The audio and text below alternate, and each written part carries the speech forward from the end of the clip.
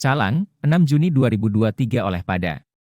Calang, Majelis Adat Aceh Kabupaten Aceh Jaya melaksanakan kegiatan Seumapa Linto dan Dara Baroe guna meningkatkan generasi menuju Aceh Jaya yang bermartabat dan meuadat.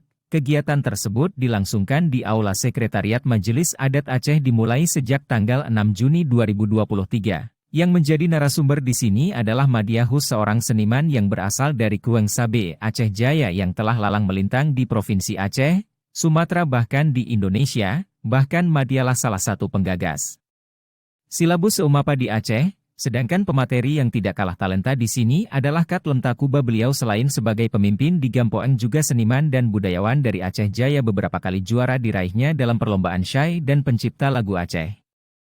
Dalam kesempatan tersebut Ketua Majelis Adat Aceh Jaya DRS TGK, Haji Anwar Ibrahim berpesan dalam sambutannya semoga dengan kegiatan ini bisa melahirkan tokoh-tokoh yang mampu dan terampil dalam pelaksanaan Seumapa di Gampong Gampoeng dan Mukim dalam Kecamatan Aceh Jaya sehingga memberikan nilai tambah bagi pelaku adat dalam bidang mesyair di Aceh Jaya.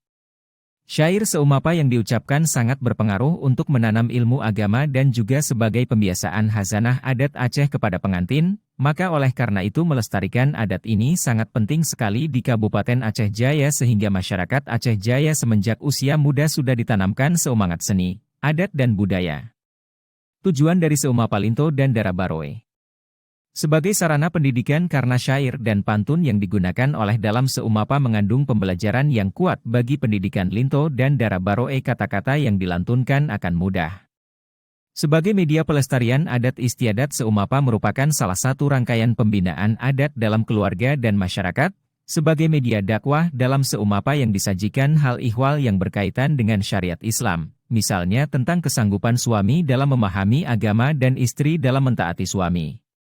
Kegiatan ini digalakkan oleh pemerintah Kabupaten Aceh Jaya terutama Majelis Adat Aceh, sehingga lambat laun di dalam kehidupan masyarakat bisa menerapkan dan melestarikan jenis-jenis adat istiadat terutama Seumapa. Pangkas Anwar.